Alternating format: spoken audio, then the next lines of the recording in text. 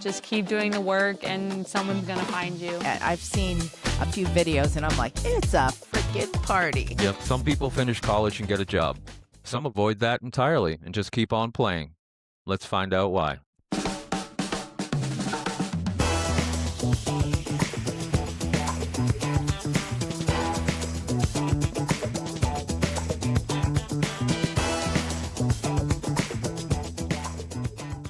Welcome to the DSPN Softball Central podcast, your comprehensive look into the world of fast-pitch softball. In softball, few journeys are as remarkable as Daisy Munoz. From becoming a first-generation Division I athlete at Cal State Fullerton to playing professionally in the Netherlands to now representing her heritage with the Bravos de Leon in Mexico's inaugural professional league and suiting up for Team Mexico on the international stage. Welcome to the show, Daisy. Thank you for having me. The first thing I wanted to ask you about, you talked a lot about the mental side of the game being incredibly difficult, especially when accepting failure, when even the best players only succeed 3 out of 10 times. How did you work through that? It definitely took a lot of time for me to get there. In college, I was very much a perfectionist, always wanted to win, always wanted to be the one that would have the big hit, be the hero, until my senior year, which ended up being my quote-unquote worst year. And I think that gave me a new perspective. Going into my first professional season, I really just wanted to have fun, trying to accept that I'm going to fail. I'm not going to be the hero all the time. And that's why my team behind me has my back. So I really bought into that mindset, and I've been playing like that ever since, and it's paid off for sure. Was there any one moment, turning point for you where you just realized, okay, like you said, I'm not going to be the perfectionist. I am going to fall down sometimes. Was there like something that sparked that? No, I wouldn't say an event specifically. I think just after I graduated, looking back on my junior season, which was my best season, to going to my senior year, which was not. I was comparing my stats and really thinking about what I was doing wrong and how I needed to be perfect all the time. So that's how I figured that out. This episode is sponsored by the Glove Pope. From custom glove builds to pro-level relacing, break-ins, and conditioning, the Glove Pope has mastered the art of glove restoration. Visit theglovepope.com. You can find them also on social media platforms at the Glove Pope. Mention DSPN and receive a 15% discount. So Daisy, you're born in Bellflower, but you grew up in Buena Park. Is that correct? I would say I grew up also in like the Huntington Beach, Seal Beach area. I went to Los Alamitos High School, so that area was my childhood for sure. Gotcha. What was your introduction to softball, and when did you realize you wanted to pursue it seriously? First time I picked up a softball was playing catch with my dad in the backyard. My brother played baseball. He's a year younger than me, so he was getting him ready, and I started a little later than him. But I played in the Seal Beach League, moved to the Los Al League, and then going through the rec league, I knew I wanted to play this for a while, and I chose to play that over at the time I played soccer as well, and I eventually chose softball. And what age was that you said you said you started a little bit later? So how old were you? I started when I was 10, Okay. compared to like the girls now that are like They're 5. 6. Yeah, Yeah. exactly. Right. Yeah. Awesome. So, Daisy, I heard that you modeled your game after Lauren Chamberlain and Kiki Hernandez. Is that correct? Yes, yes. Growing up, I didn't watch a lot of college softball, but Lauren Chamberlain would always pop up on TV or social media, and she plays first base, which is what I did at the time as well, and just an incredible hitter, and I wanted to be like her as a softball player. And then Kike Hernandez, like, I just love his energy. Growing up, I was a very shy player. I was always to myself, and it didn't take until I started watching him more and I got older and got into college that I came out of my shell, and I was always inspired by his just ability to have fun and not take the game too seriously. Just a quick note on Kiki Hernandez. Her a minute, he was on my Red Sox, and Comes I know he Oh. and I Oh. and I yeah, I don't wanna talk about Mookie Betts, okay? Because I I'm was good. still a That's little hurt. probably a sensitive topic. Little bit, little bit, and then and there's, like, if you swear on here, it's okay. The one word you can't say is Yankee. You just that's not allowed Don't here. worry. Don't worry. Alright. Not definitely, yeah, you don't have to worry about that one. We have certain rules, and the guests will get kicked off for saying the the Y word. The The Y word. Y word. Oh, boy. You were the first in your family to earn a Division I scholarship.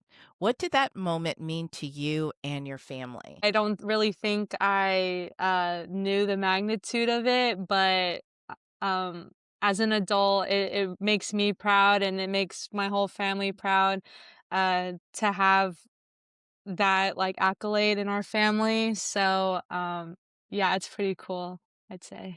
Well, they have a lot to be proud of you, and I'm sure we're going to get more into playing for Team Mexico in this podcast. But awesome. You went to Cal State Fullerton. What made it the right fit over other programs recruiting you, and what was the recruiting process like for you? Well, the recruiting process back then, started at a young age. I didn't really have an idea of where I wanted to go. I knew I did want to stay close, but I was getting looked at by some Power Five schools that were across the country or a little bit farther away, and I just didn't commit. I love the weather here, and I think the big factor was that my family was able to watch me every weekend at Cal State Fullerton, and I knew that that was gonna happen. So, that was probably the most important thing to me. What's one mistake you see athletes making right now trying to get recruited? I think the big thing is social media, and it was honed in on us a lot when we were younger, as far as what we were allowed to post, and, I would say it has gone a little lenient, but there are still rules and, standards, I think, that should be upheld, and I don't think, majority are really considering that, so, yeah, I would say what you post on social media, the girls need to be careful of that. No, Right. absolutely. And there's times where I'll see something posted and it's a great hits or something like that. And then the words to it, and I'm just like, clearly the parents didn't listen to that. I mean, it has a great beat, but the words aren't what you want to convey. Right. So, yeah. Yeah, I agree. I agree. If you had to do it all over again, what would you do differently in high school? That's a good question. Even though I don't regret, going to Cal State Fullerton, I think would have wa I would have gone to visit more schools. I only went to Cal State Fullerton and committed, like, 2 months later, and I didn't take the opportunities that I had to look at other schools, and I think now if I were to tell, like, my younger sister or if I were to have, like, my own kids on my own, I would want them to weigh out their options for sure. What were some of the other schools that were looking at you or that you wish you had gone to, just to look at the campus or whatever? Yeah, Utah and Michigan, those were the top 2 schools that were out of state, and I remember talking to my parents about, "We should go for, like, a visit," but after Fullerton, I was just like, "No, mom and dad, I made my choice," but it would've been cool just to weigh out options too. Well, you say it would have been cool. It would have been I was cold. just gonna say, with all due Oh, cold, respect, I yes. was Yeah. like, Michigan? Oh, Michigan and no, Utah. Utah, a lot of snow. I don't know Yeah. about a Cali girl. No, I know, well, girl. yeah, exactly, I wanted that California weather. Yeah, the only way to survive in those 2 places is to ski. That's the only way. You use that snow to your advantage. But well, we're glad that you stayed at Cal State Fullerton. We were just there last Last weekend. weekend watching Cal State Fullerton play San Yeah, Diego SDSU, right? Yes. yeah, Yeah, yeah. yeah, Oh, So nice. yeah, yeah. it was fun. We like going there. It's a great place to see a game. Really is. We usually go to the Judy Garmin as well. Oh, awesome. Yeah. Yeah, we got to see Texas. We're big Texas A&M softball fans, so we got to see them play last year, was it? Or Yeah. 2 I years think ago? it was 2 years ago. Yeah, so Yeah. that was Oh, fun. Yeah. man, that's cool. I loved playing in it. It was just Yeah. obviously the 2 fields are to the advantage of the school. Like, it was cool seeing girls that I knew on the other teams and just everyone was there. But as now a spectator, it's so fun to go to. But I haven't gone the last couple years just because 'cause I've been, in Mexico. Yeah, definitely looking forward to it in the future. Nice. Just out of curiosity, what travel organization were you with when you played travel? I started off with USA Athletics in 14U, and I was with them until, I was with them for 3.5 seasons, and then my senior year, I went to SoCal Athletics, Richardson, and then during that season, I went back to, like, my old travel coach that I started off with, that I had in rec ball. He went to SoCal Athletics as well, so I wanted to finish off my senior year with him.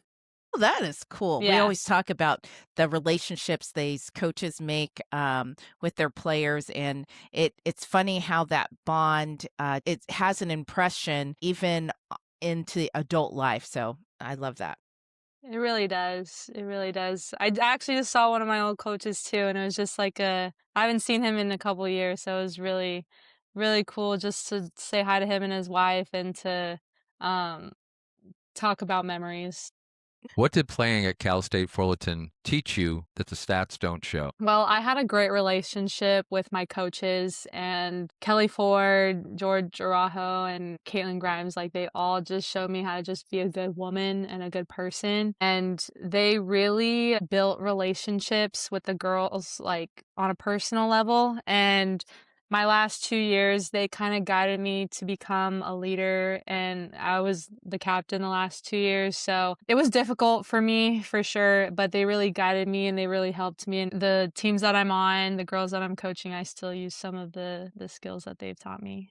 Yeah, I read a little bit about that. They really like you really like love them. They were so good to you and great and taught you a lot. So that's fantastic. Yeah, love them. Oh, what's one failure in college that actually shaped you the most as a player? Um, I would say it wasn't really a certain moment, but after my freshman year, I came off of an amazing freshman year. I had a couple records that year and I did really well. And I decided to not do anything over the summer. I decided to enjoy my summer, not really pick up a ball, not really hit a ball. And that was the summer of 2019, and I came in flat.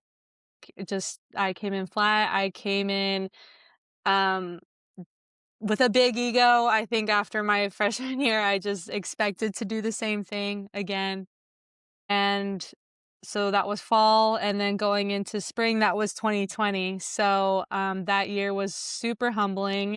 And uh, before our season got cut short, I was doing terrible, just not producing. They had to sit me a couple of times just because I wasn't doing my job. I was just frustrated as to why, like, what am I doing wrong? Like, what did I do to deserve this, I guess? And after the season ended and it was COVID, I'm like, well, it's because I didn't do anything over the summer. I didn't prepare. So I would say that was the biggest learning curve. And then I came back the next season way better. Awesome. Yes, awesome. So, ladies listening, parents, players, Keep on. preparation. Yes, prep, work, work, work. Yes. Yes. What is your routine? Like let's say you strike out or you make an error. What do you do? Like we have some people that say, "Well, I'd pick up dirt and throw it over my shoulder and I let it go." But did you have something to help you over that? In college, Yeah.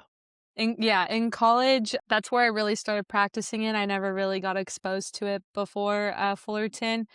And very passionate and, like, during an at bat, if it was like I'm already 0 for 2, I had some cues that I would do in my at bat. With my face mask, I kinda, like, shook it to shake my head or whatever. But then if I were to strike out, I'd go back in the dugout, and I am the type, or I was the type, to where I needed a second, so I would just stay in the corner, give myself, like, 10, 20 seconds to just chill, and then I'd regroup and get back to my team. So you said we clarified in college. Do you do something different now that you're playing pro and for Team Mexico?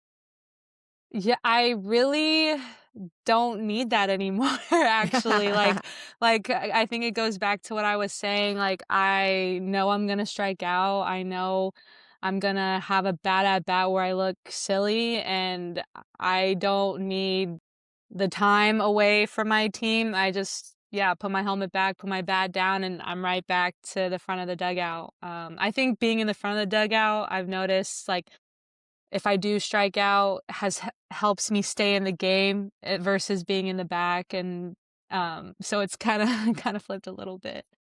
Oh, Ah, well, I love that's that. cool. That's cool. Yes. And leading Yeah. from the front. Love it. Yes. Mhm.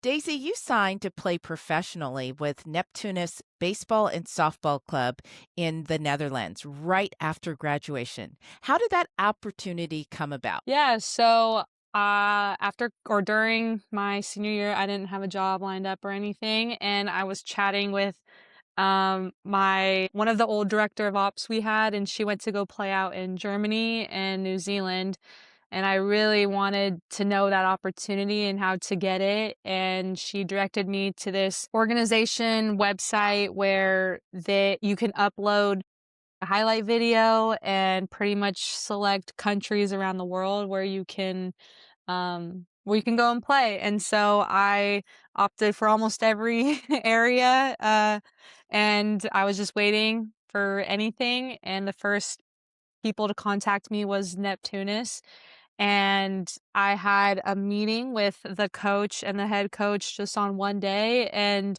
they told me, "Okay, well, take your time, think about it," and I said yes right on the spot just because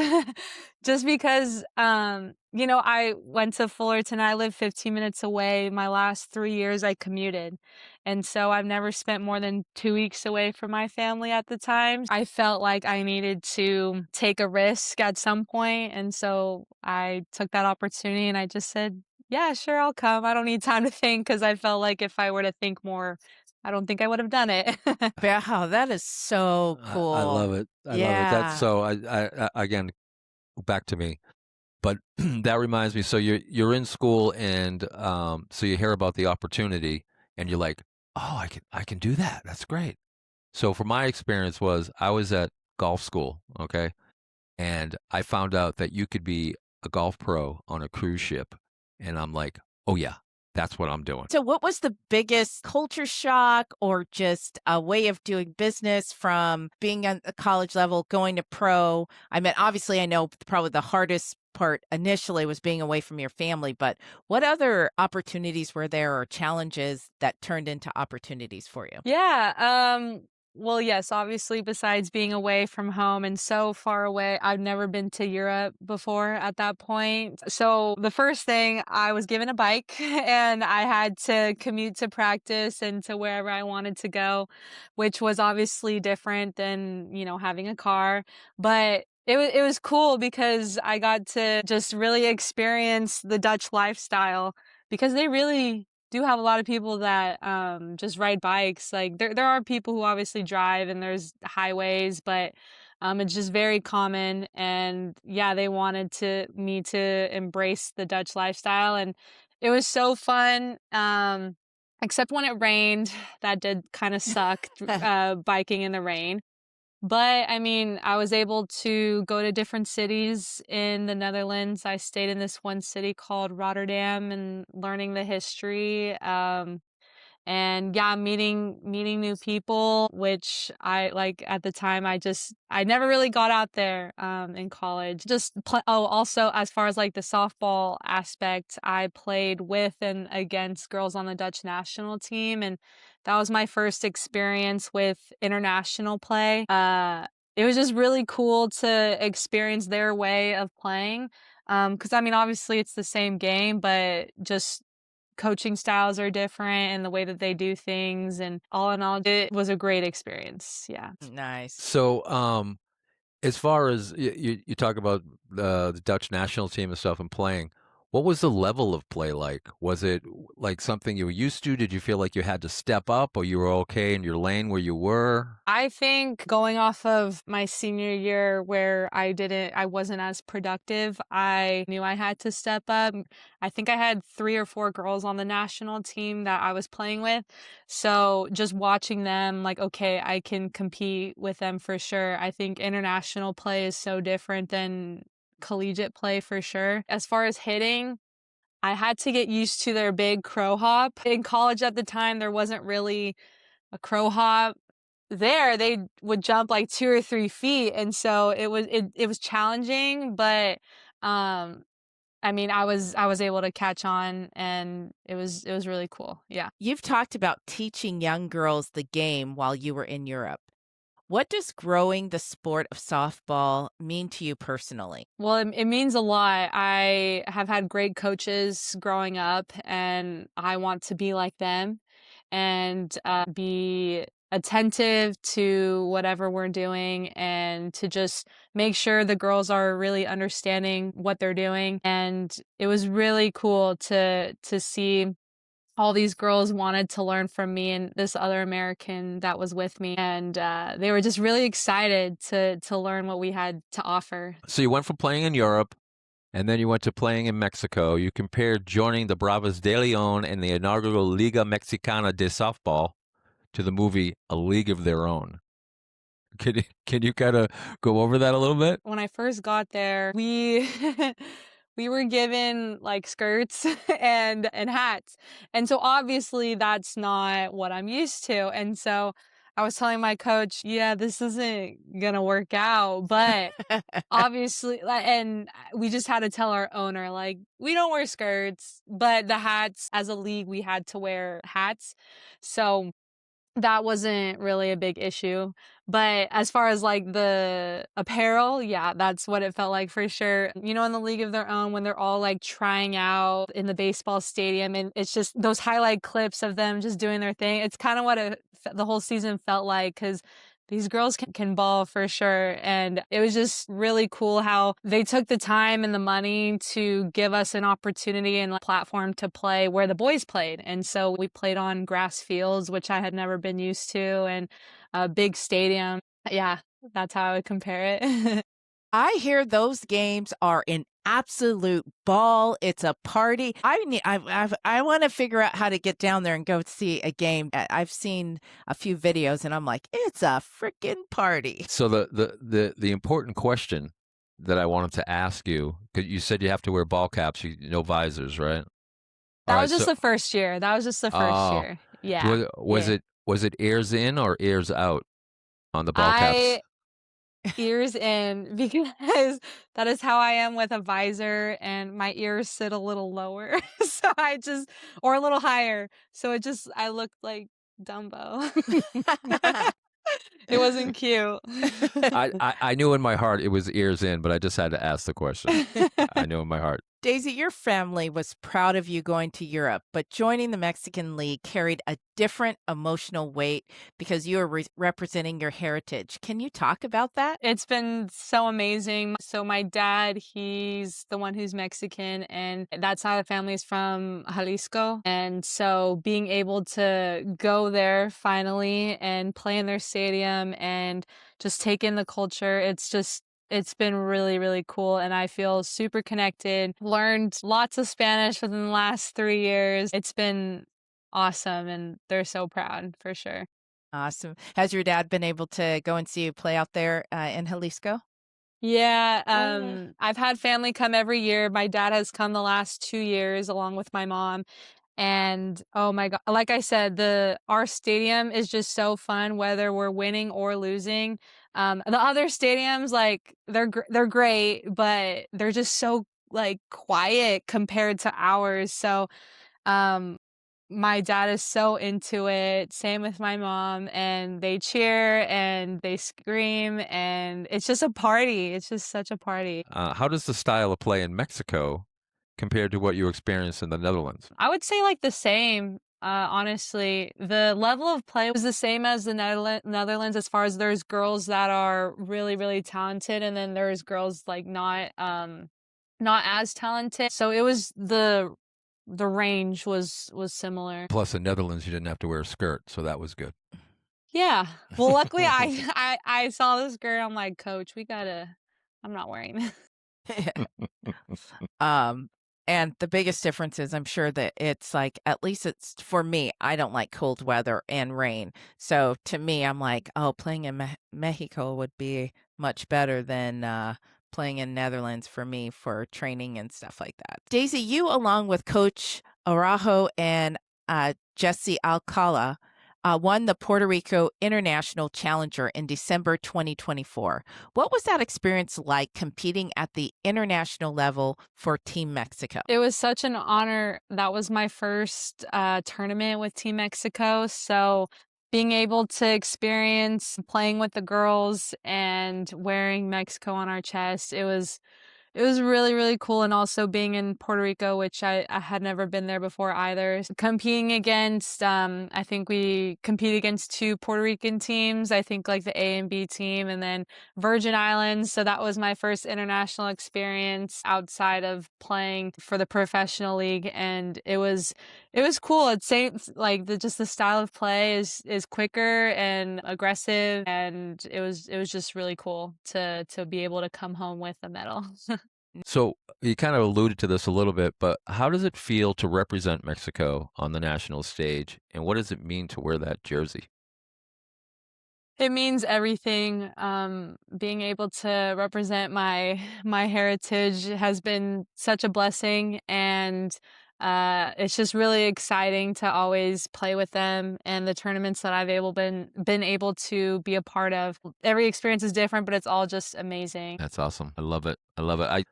I'm Italian and a little English and Scottish, right? So during the WBC, when Italy came out of nowhere, Oh, that must have been awesome. I was just like, I want some Parmesan.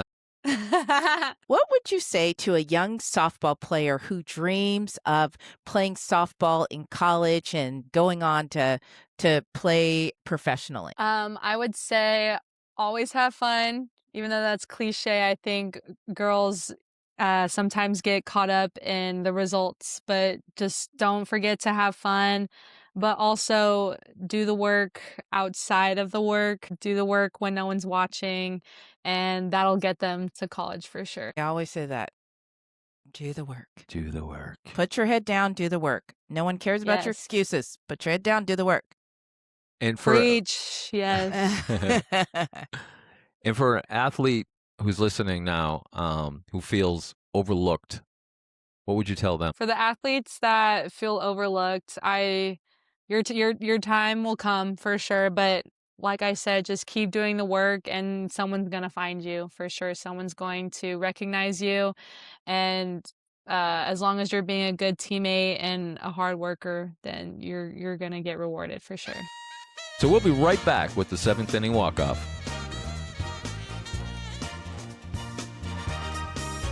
Welcome back, everybody, to the 7th inning walk-off. This is a game we play with our guests. We're going to play with Daisy. It's a trivia game that also has a couple of opinion questions in it. You can score points, so we call them runs, and some of the questions have 2 parts or 3 parts, and those extra runs are RBIs, and we're going to get into it. And I just want to let you know, this ain't no rec ball trivia, okay? This is pro-level trivia. Am I making you nervous? No? Okay. I'm just kidding. Okay. What year was Cal State Fullerton founded? I should know this, and I'm sorry to everyone if I get this wrong. 1947? Oh, so close. so close. 57. I was gonna say that. Okay, yes. Yeah. Okay, you got a chance at an RBI here. Second part of this question. Okay. Before settling on the name Cal State Fullerton in 1965, the school had 2 other names. Can you name one of those names? No, I can't. I don't even know where So, to think. so the I feel like someone's asked or told me this too. Oh my gosh. so the first name of the college from 57 to 62 was the Orange County State College, and then from 62 to 64, it was just the Orange State College. I much prefer Cal State Fullerton. I like Cal State Fullerton. Yes. Absolutely. Sounds better. Yeah. Daisy, as a senior at Fullerton in 2023, you led the team in hits. How many hits did you have? I feel like I just 45. Oh, ding, ding, ding, ding, Awesome. Nice Yay! job. And then for the RBI, how many RBIs did you have that season? He's on ChatGPT. I wish. 61? Wow. Wow. 61, I don't know. Okay. 21. 21. My God, what am I thinking? Nah. Again, I love the I don't even- confidence. I I love don't the even confidence. I That's think so you were funny. probably thinking career again instead of the year. Oh, yeah. yeah. Okay. All right. So this one's an opinion question, so you can just take a deep breath. There's no wrong answer here. Okay. Okay. Favorite softball memory that no one knows about. My senior year, we didn't win our conference championship. So we didn't have an automatic bid into regionals, but we beat a lot of Power 5 schools, so our RPI was really good. RPI stands for Rating Percentage Index. It is a statistical formula used to rank teams based on their strength of schedule. So, we still didn't know. So we were having a watch party, and this was, after we lost bad to Long Beach State. And so we're all just confident, but not really. So the whole show goes on where they're, announcing names and where everyone's at. And we were either projected to go to UCLA, Stanford, or Utah. And our names did not get called for either of those. So we were just down in the dumps. And then the last seed, which was Clemson, the 16th seed was Clemson, and everyone's starting to cry already. And I'm like, no, guys, like, it's just obviously not laughing, but just really serious, like, no, it's fine. And then once it gets to 61 and 62, I started to tear up too. But then our name was 63, and we were all just jumping and screaming, and all of us seniors thought our season was over. There's like a whole video on it too. That's like I saved the video, and it's such an amazing. Oh my gosh, I love that moment so much. That is so cool, and we watch that every year. We watch the selection show, and we Yeah. love it because we love to see the girls. Like you can tell the girls that are like you guys were. We should make it, but I don't know. Blah blah blah, and they just go crazy. And then you see the girls that thinks they should have been like the 8th seed, and they're coming in. They're all sitting there like, yeah, we know. I know, so bad.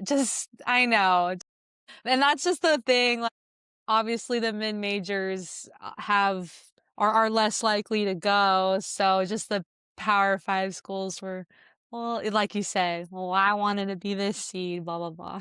Right? No, that's great. I love that story. All right. Here we go again. This one is for a point. What company supplies the NCAA with softballs? Rawlings? Yes, Ding, ding, ding, another Okay. one. Yes. Girl, you're good. Since 2017. All right. Here's the next one. This is the RBI. How many seams are on a standard softball? So how many Stitches. stitches? OMG. 50? I'm going to give you a hint. It's the same number of piano keys on a piano. That's not a hint. I'm going to go with 28. Okay, okay, that's not 28. But I really want you to get this, so I'm going to give you one more hint. In the movie Back to the Future, how fast did the DeLorean have to go to travel back in time? None of your clues are hints. I know, no, Clearly, no one else gets your hints. That's the only hints I have. So it's 88 seams on a softball. Oh. If you think of all those little red stitches. And I've asked a lot of softball players this question. No one's gotten it except one pitcher, and that makes sense because they're holding that ball all the time, and they probably count them, you know. True or false? Your high school career batting average was .389. Like my overall high school batting average? Correct. I'm gonna say true. You are correct. Ding, ding, ding, ding, ding. Fantastic job. Sorry. Okay. Number 6 is an opinion question, so no points for this one. One word teammates would use to describe you. I would say caring. Oh, I like that. Oh, Yeah. caring. Aw. That's nice. That's so nice. I hope. I hope they think that. Okay, number 7. It's only got 1 run available. You're doing great. You got 4 runs out of a possible 8. Nice. She's batting 500 right now. She's batting .500. Okay, sweet, sweet, sweet.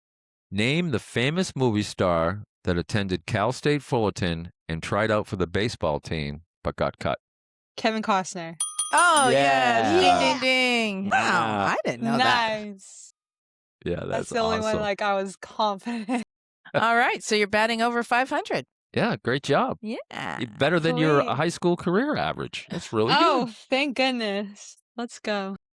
So listen, this has been a total blast. We want to thank you for coming on. We know you have a busy schedule. I mean, playing in Mexico and then playing for the team Mexico. You know, we talked a little bit about failure and how to overcome that.